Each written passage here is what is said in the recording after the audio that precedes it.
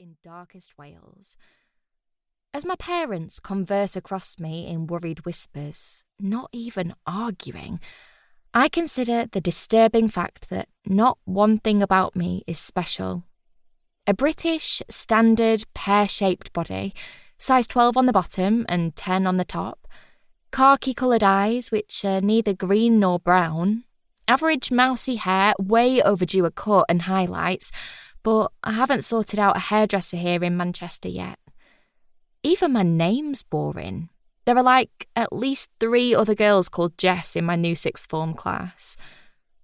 I pull off the oxygen mask to stare at my parents. Am I going to die?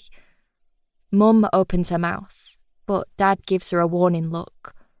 No, love, he says. You're not going to die.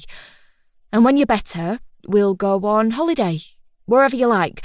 Barcelona, Venice, New York. We could go to Disneyland, swim with dolphins. He sounds like an advert for the Make-A-Wish Foundation. Bollocks. I really am going to die. I'm going to die at the age of 16.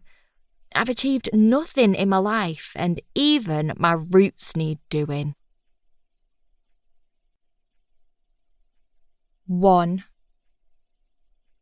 There's someone else in the bed with me. I can feel breathing and someone's shoulder digging into my back. Slight problem, I don't have a clue who it is. This isn't even my bed.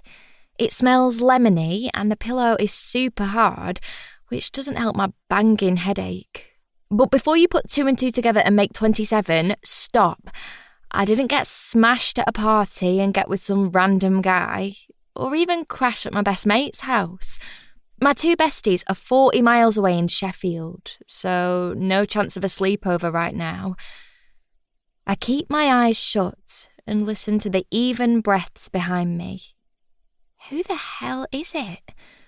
The thin mattress dips as whoever it is fidgets, making my bum sink into the middle. I grab onto the edge of the bed, trying not to roll back. Ow. Ow! Something tugs on my arm, and a hot stabbing pain shoots through my ribs. I open my eyes to see Tinkerbell curtains and a Winnie the Pooh mural running around the walls. Not to mention a load of tubes running into my chest and a jumble of wires hooking me up to some sort of monitor. I try to lift my head, but dizziness swoops in like a tidal wave. The curtains blur as Tinkerbell whooshes in and out of focus, scattering fairy dust in her wake. I lower my head back onto the pillow. Now I remember where I am. In hospital, in Manchester, which means I've made it through my heart surgery. Phew. I'm not normally a drama queen. My mother doesn't leave room for anyone else. But it's a massive relief to think I'll actually make it to my 17th birthday. Even if this is a hospital bed, though, it doesn't explain why there's someone else in it. I was feeling pretty rough before the surgery, but I vaguely remember a little girl in the opposite cubicle shouting for the nurse because she'd wet the bed. I seriously hope she hasn't got into mine. Go back to your own bed, I say. My throat dry and scratchy. There's a pause before whoever it is gives a muffled sniff. Hey, I say, are you crying? Don't be ridiculous. She sounds well posh. Of course I'm not crying. No way.